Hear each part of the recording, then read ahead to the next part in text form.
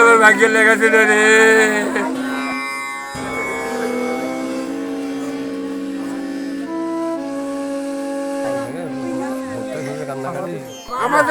আমার সোনা ঘুরে যাই, আমার সোনা যাই অধ্যয় করছে, এদের আমরা ফাঁসি চাই।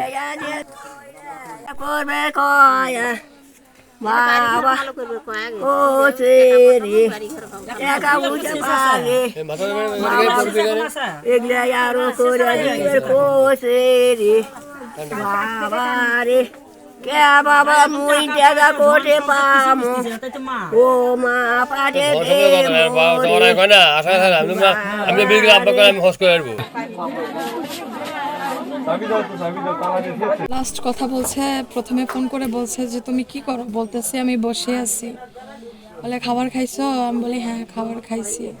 তো আমি একটা পোশাক পরেছিলাম যেটা আমার ভাই আমাকে কিনে দিছিল। তা বলতেছে এই পোশাক পরে না তোমায় অনেক সুন্দর লাগতেছে, বাসায় আসবে, এসে ঘর বাড়ি কমপ্লিট করবে। আমি পড়াশোনা করতেছি, তো চাকরি বাকরির প্ল্যান আছে, তারও আছে আমারও আছে। তা বলতেছে তার বেশি পড়াশোনা নেই, সে পড়াইতেছে আমায় যে একটা চাকরি বাকরি নিয়ে দেবে। তা বলতেছে আমি আসবো, বাচ্চা কাচ্চা নেব, একটা চাকরি বাকরির মানে প্ল্যান করব, তোমাকে পড়াশোনা করাবো। লাস্ট কালকে কথা হয়েছে। কালকে কয়টার দিকে কথা হয়েছে? কালকে বিকেল 5টা বলতে 4টা বা 3টার দিকে এরকম হবে, বাট আমি সময় দেখি নাই ওইভাবে। তো কালকে বিকেলের দিকে তার সাথে আমার কথা হয়েছে হোয়াটসঅ্যাপে। জি হোয়াটসঅ্যাপে কথা হয়েছে। মোর বাবা বলে আরো গেল।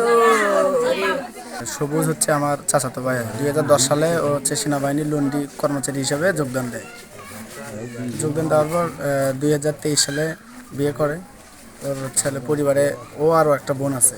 ওর বাবা 2002 সালে মারা যায়। 2025 নভেম্বরের 7 তারিখে ও দক্ষিণ সুদানে সেনাবাহিনীর মিশনে যায়। ওর লাশটা দেশে আসে, আমরা যেন সবাই দেখতে পারি, দাফন কাফন যেন সুন্দর করতে পারে। সরকারের কাছে একটাই চাওয়া, আর্থিকভাবে ওর পরিবারটাকে একটু দেখাশোনা, কারণ এখানে পরিবারের ও যেহেতু নাই, এখানে হাল ধরার মতো কেউ নেই।